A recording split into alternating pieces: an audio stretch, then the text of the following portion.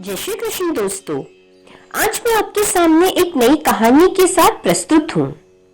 इस ब्रह्मांड में कहीं कोई बात हो और वह नारद जी के कानों में पड़ जाए और उसका प्रचार न हो, यह कदापि संभव नहीं है।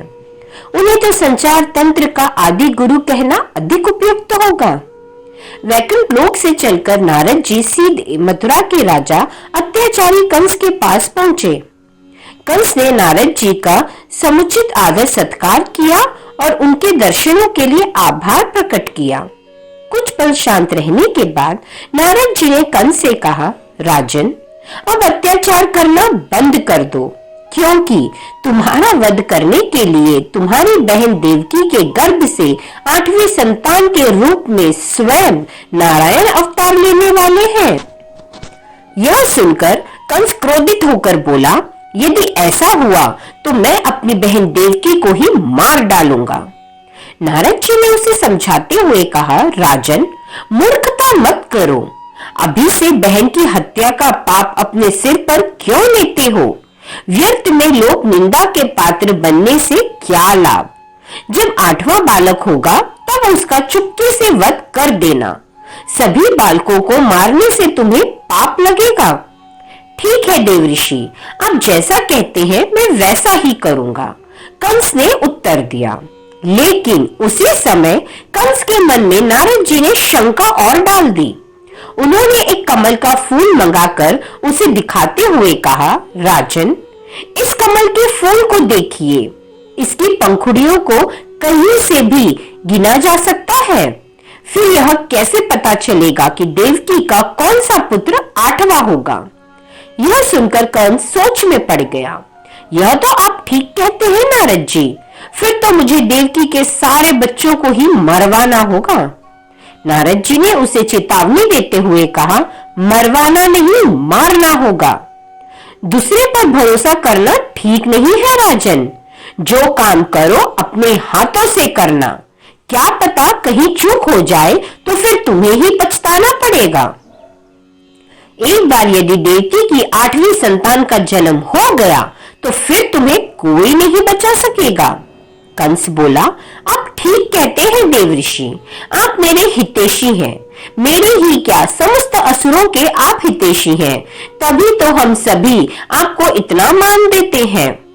नारायण नारायण, ठीक कहते हो राजन। नारद तो सबका भला चाहता है, लोक कल्याण ही मेरा लक्ष्य है और समय रहते सबको सचेत करना मेरा धर्म है। कहते हुए नारद जी वहां से विदा हो गए। नारद जी के उकसाने पर कंस ने देवकी के 6 बालकों की निर्मम हत्या कर दी। उसके पापों का घड़ा भरता चला गया। भगवान विष्णु के आदेश से योग माया ने देवकी के 7वें गर्भ को रोहिणी की कोख में स्थापित कर दिया और देवकी के गर्भपात की सूचना कंस को दे दी गई। रोहिणी के गर्भ से बालक बलराम का जन्म हुआ। देवकी के 8वें गर्भ में स्वयं नारायण अवतरित हुए। तब योग माया ने गोकुल गांव की गोपी यशोदा की नवजात पुत्री से देवकी के पुत्र को बदल दिया। वासुदेव ने स्वयं यह कार्य किया।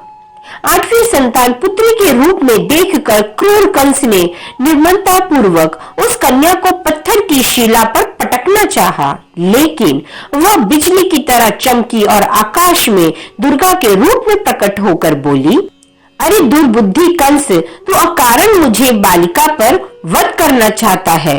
तुझे मारने वाला देवकी का 8वां पुत्र जन्म ले चुका है। अब स्वयं काल भी तुझे नहीं बचा पाएगा। आकाशवाणी सुनकर कंस आग बबूला हो गया।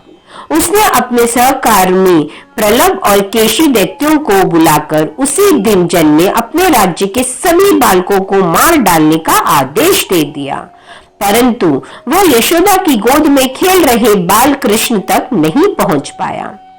कंस द्वारा किए गए तरह तरह के उपाय भी कृष्ण को, जो कि स्वयं नारायण के अवतार थे, कोई क्षति नहीं पहुंचा सके।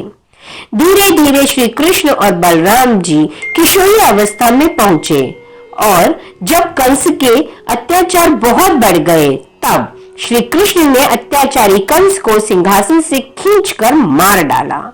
आकाश से पुष्प वर्षा होने लगी और वाद्य यंत्र बज उठे। नारद जी ने भी वीणा पर स्वरों को छेड़ते हुए अपने आराध्य देव श्री नारायण का स्तुति गान किया। इस प्रकार पाप पर पुण्य की विजय हो गई। इस तरह की और कहानियों के लिए चैनल को सब्सक्राइब जरूर कीजिए। मिलते हैं अगली कहानी में, तब तक के लिए राधे राधे।